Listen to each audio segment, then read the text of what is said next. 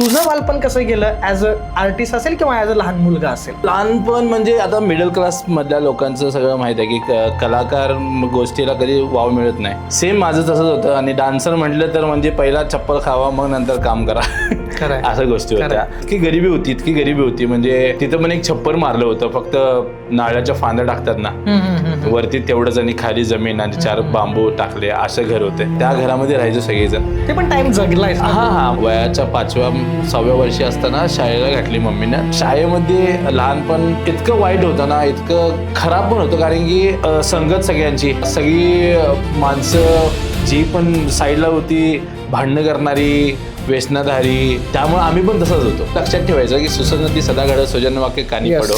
Dance असेल किंवा कोल्हापूरमध्ये डान्स स्कूल असेल किंवा आपल्या एजमधले जे कलाकार लोक असतील, या सगळ्यांसाठी तुझं नाव एक असं आहे की एक मोठा भाऊ किंवा प्रत्येक ठिकाणी मदत करतोय बाबा, सगळ्या गोष्टींचा अभ्यास आहे. तर त्यासाठीच तुला आज मी ॲज अ गेस्ट म्हणून बोलवले. सगळ्यात पहिला प्रश्न हाच असेल की बालपणापासून आपण सुरुवात करूया की बाबा सध्या खूप चांगला डान्स टीचर आहेस किंवा एवढे मोठ्या गोष्टी तू केलायस, एवढा मोठा क्लास आहे कोल्हापूरमधला, तर मग तुझं बालपण कसं गेलं ॲज अ आर्टिस्ट असेल किंवा ॲज अ लहान मुलगा असेल? ओके सर, पहिलं तर थँक्यू भावा की रोज असं भेटतोय. आज पहिल्यांदा जरा वेगळं वाटायला लागले कॅमेऱ्यासमोर. येस. लहानपण म्हणजे आता मिडल क्लास मधल्या लोकांचं सगळं माहित आहे की कलाकार गोष्टीला कधी वाव मिळत नाही. सेम माझं तसंच होतं. आणि डान्सर म्हटलं तर म्हणजे पहिला चप्पल खावा मग नंतर काम करा असं गोष्टी होत्या. तर सेम असं तर प्रॉपर माझा जन्म एका खेडेगावामध्ये झालाय. आणि लकी आहे की एका झोपडीमध्ये जन्मलोय मी पहिला.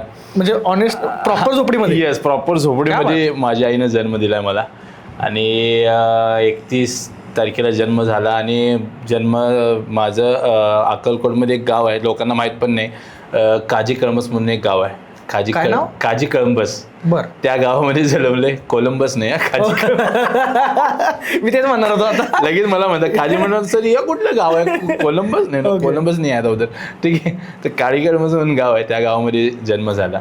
मग बाकी सगळीजण कामाच्या मुळे सगळी सांगली शिफ्ट झाले, त्यामुळे आम्ही सगळी सांगली झालो परत. तर तिथं शाळा वगैरे या गोष्टी. बट असं इतकी गरिबी होती म्हणजे तिथं पण एक छप्पर मारलं होतं. फक्त नाळ्याच्या फांद्या टाकतात ना वरती तेवढंच आणि खाली जमीन आणि 4 बांबू टाकले असं घर होते. त्या घरामध्ये राहायचो सगळेजण. आणि त्यानंतर म्हणजे फॅमिली माझी 2 बहिणी, भाऊ, मी, आई पप्पा, ओके, काकू, सगळेजण होते. देन सगळी थोडं सेपरेट होते गेले. त्यानंतर बऱ्याच खटाखटे मम्मी करायला लागली. इकडं काम कर तिकडं काम कर.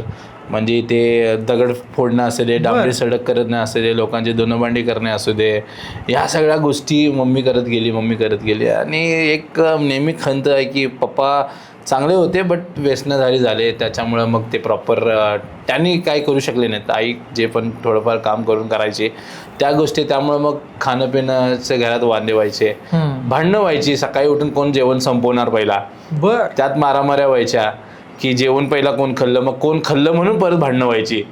म्हणजे बेसिकली आम्हाला म्हणजे तेव्हा 10 रुपयाला किलो असेल तांदूळ, 5 रुपये अर्धा किलो तांदूळ पण भेटायचं नाही. आमची आजी असं देवीचं ते असते परडी वगैरे असं टाईपचं लोकांचं मागायची, ते घेऊन यायचे. मग त्याचे सगळे. बट त्यात एक मजा वेगळी होती. ते पण टाइम जगलाय. हां, म्हणजे ती मजा ही होती की ते खायला मिळालं आपल्याला. ती भूक त्यानं शिकवली. आज पण जे पण जीवनात करायचं ना त्याची भूक त्या आजीमुळे मिळाली, त्या जेवणामुळे मिळाली. आणि आजी सगळं गोळा करून आणायचं, मग आम्ही खायचं होते. आणि त्यात पण असं कधी नुकसे काढले नाहीत का हे असंच आहे ते तसंच आहे. कारण की सगळ्यात इम्पॉर्टंट असते की ते भूक कधी मिटणार आपली. आणि ते भूक जेव्हा काहीतरी बनवलं घरात आणि ते खाण्याचे भांडणं व्हायची आणि ते खाल्ल्यानंतर जे सुख मिळायचं ते खूप वेगळं होतं. मग असं टाईपचं आमचं शाळा वगैरे. मग त्यानंतर मग हे एकदम छोटं. त्यानंतर मग सांगलीमध्ये महात्मा गांधी विद्या मंदिर सांगली म्हणून शाळा आहे. म्हणजे तू त्या खेड्यातून सांगली शिफ्ट झालं. त्यानंतर वयाच्या 5व्या-6व्या वर्षी असताना शाळेला घातली मम्मीनं. ते पण आठवते मला की आम्ही असंच बोंबलत हिंडत होतो सगळीकडं. मम्मी म्हणली चल सगळी शाळेला चालल्यात, तू पण शाळेला चल. असं मिळून मम्मी गव्हर्नमेंट शाळेमध्ये सोडी जरा प्रायव्हेट शाळेमध्ये घालव म्हणून त्या शाळेमध्ये घेऊन गेली.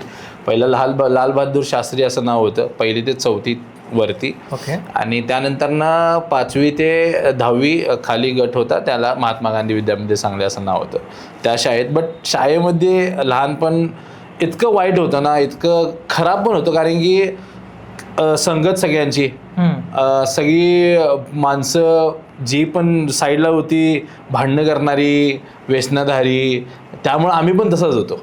म्हणजे चोऱ्या करणे, लोकांच्या घरी जाऊन, हे चांगलं नसतं. बट वेळ या टाइम मधनं पण गेलायस. आता सध्या म्हणजे कसं असतं, आता आपली जी इमेज आहे सध्या, सर म्हणतात, टीचर, बरोबर, पण असाही फेज आपण जगलेलो असतो. हा, म्हणजे मला सांगायचं आवडेल सगळ्यांना, कारण की प्रत्येक परिस्थिती आहे. हा, सगळ्या परिस्थितीमधून जर तुम्ही विचार केला तर खूप सारी गोष्टी घडू शकतात.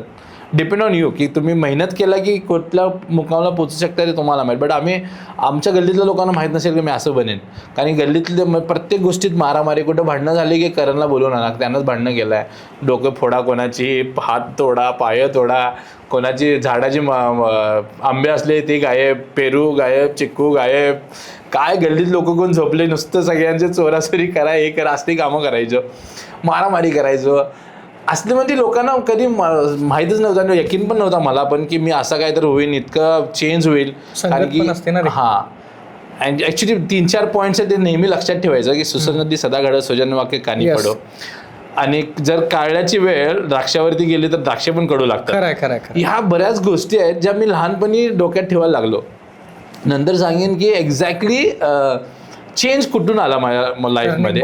हा, मग हे लहानपण तर सगळं असंच होतं, एकदम मेड्यागत, फक्त काय एम नाही, काय लाईफ नाही. बट याच्यामध्ये सातत्यानं माझ्या लाईफमध्ये कुतूहल याचा होता डान्स.